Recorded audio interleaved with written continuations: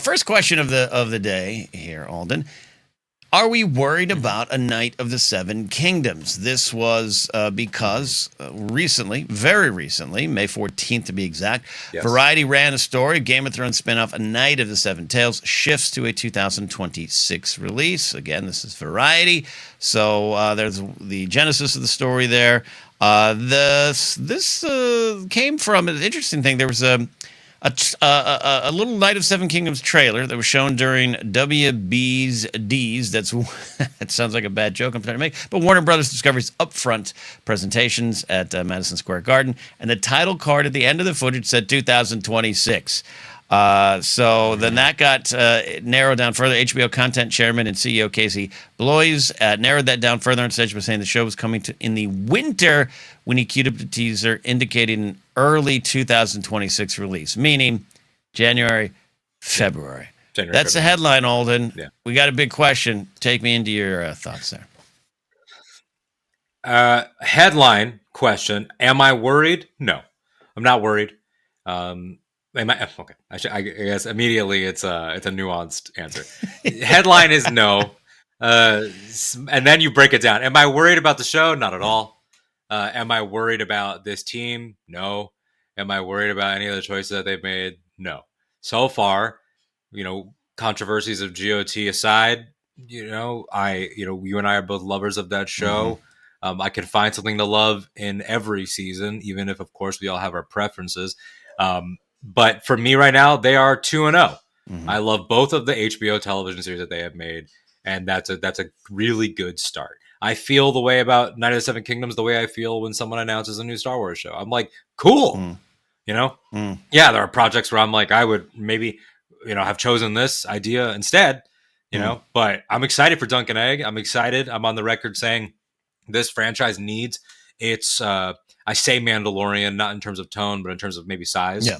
It needs its two characters walking around adventures type thing. And so all of that is that answer. Then the second answer is, am I worried for the people making it because maybe one day someone will write a blog post saying that they actually don't like what they're doing? Maybe. But that's a conversation for down the road that hopefully we don't have to deal with. What does worry me is not how this affects Night of Seven Kingdoms. It's that, does this mean that because they have a 26 Thrones release now, that House of the Dragon goes to 2027? That does really concern me. Now, they've been rolling cameras for a while, and they're not behind. Right. We want to stress that for everybody listening. They are not behind. There's nothing to indicate that this will happen. But in streaming executive brain, I could see them saying, and now we've satisfied that franchise for this year, and this will allow us to satisfy it for 27 instead of having I could see that logic happening, and that will piss me off because that would be what, give or take, like a 3.5 years between seasons. Like, that is appalling. Like, we're already dealing with that with Ahsoka, a series that I'm a big fan of. And I know that if they could have just jumped right in, they would have. And I know it's the reality of the business. I'm not throwing shade at anyone here, or anyone at Star Wars, or anyone anywhere. No one wants this to be a reality. No showrunner wants this. Yeah. But it sucks. It really sucks. It does suck. In terms of the title question, am I worried? Overall, no. But like you said, like we have fun with the nuance or the several different answers for one question. I'm with you as that the waterfall of thoughts come racing out of my brain here. The show is mostly, as far as we know, in the can. It's a 6-episode season. We have 2 directors for those episodes. Owen Harris was announced as the director of the first 3, as well as executive producer, helping to set the tone for the series. And then Sarah Adina Smith was announced to direct the other 3 episodes. It's not necessarily 1, 2, and 3. Well, yeah, okay. The way they phrased it is weird in her announcement. But yeah, so she'll be doing 3 of the 6 as well. So as far as we know, based on blog posts by George R. Martin, the source of all Game of Thrones news, the George R. Martin, not a blog, that he had seen, and Game of Thrones takes, and hot takes, hot takes, hot takes. He had seen 4 of the episode. He had seen all 6. 4 were complete. I'm paraphrasing completely. So I don't know all 4 complete, and then 2, the final 2 in rough cut form. But they were done. They're done. This is mostly in the can. We got a cast. We got footage. There's who knows. I'm surprised there isn't more leaks, which might just speak to the malaise over all of pop culture discussion. So I'm not worried for the show in terms of existing. I am worried slightly about that release, that January, February release is not prime time in a way, but that might be my old brain talking, Alden. That might be me thinking about junk movie season back in the day where the Oscars wrapped and, the Oscar season, the award season. And during that time, you had Talking Dogs, Saving the World. You had movies that had been on the shelves for 2 years for tax reasons released. So I think maybe that's my old brain. That's the show. But you bring up something I absolutely agree with, which is the House of the Dragon factor. That this seems great. The 2026 will start with a Night of the Seven Kingdoms, which we know is going to be great because David Mackay in chat says it's going to be great because they brought the shooting back to Belfast, and I don't disagree though. Starts there. We got Rings of Power season 3, and we got House of the Dragon season 3 as well. Could be a packed year, but I am worried more so about House of the Dragon being moved to 2027. Yeah, I really hope it doesn't happen. I really hope that because they don't need to, right? Like, again, this is just me assuming that Zaslav and his cronies are going to be dumb. Like, it's a good assumption. But they don't need to, because you look at, again, if we're looking at the Star Wars model, 2023 had multiple releases, but then even just now in 24, even though we're exiting sort of the streaming era, which is a reality too, we had Bad Batch, Acolyte, and Skeleton Crew. And they all had their time, they all had their window, they all had their season. And I think that there is a way to do that, especially if it's January, February. By the time you get into, and it's a 6-episode run, that means we won't even, if it's January, we won't even get to spring and it'll be over. So it's then you can have a nice lull and then hit that slot Game of Thrones used to hit for House of the Dragon season 3. I think that especially because it was, I know they don't think about story and these are just money people, but it also ended on a cliffhanger, guys. In the most literal of sense, well, not literal, but in the most direct of senses, literally boats moving to a battle. we come on, you guys are on schedule. Don't do this. Don't do this if you don't have to. And then while that's rolling out, you can make your next 6 for Night of the Seven Kingdoms, which we know is going to be a 3-season project. Yeah. So just that's right.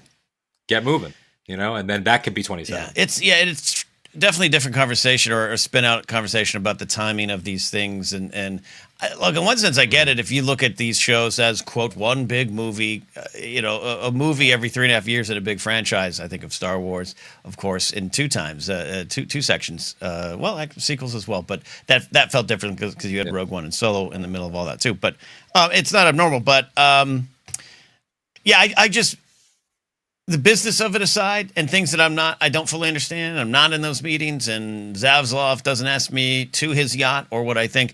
But I'm just, as a fan, a low pressure answer here, Alden. It is a bummer to wait 3.5 years. That was part of the reason I felt when House of the Dragon season 2 came back, and that wasn't, what was that, 2 years? That was just about 2 years. Yeah. I didn't have the energy to ramp up again.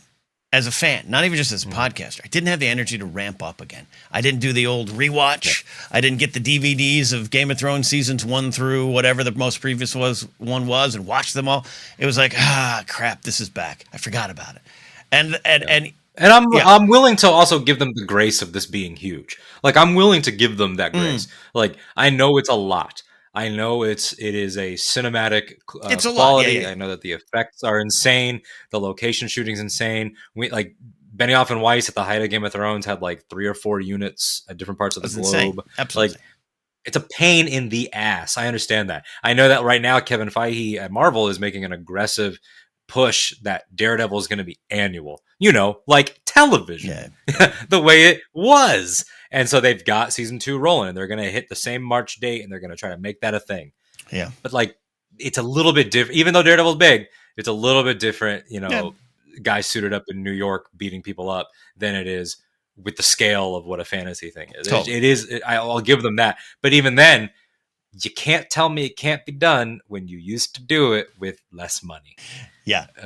You are the same people, and you used to do it with less money. even as Thrones increased in size over time. Only at the end did they take a bigger gap break, and it wasn't even this big. Yeah, and there was various factors in that. Yeah, and again, that's the business of it, and that's going to be an endless discussion. But going back to the Night of Seven Kingdoms, I do want to ask you. You had mentioned it too. Yes. We are looking at a lower stakes story.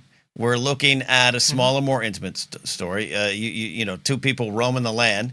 I'm really excited for that. I'm really excited for something small. I am familiar with the books, the novellas, and the graphic novels. So to be clear, I know what's going on. I know what's coming. But just to see how they execute that in this world, I think this is the right decision for a third series to go a little smaller.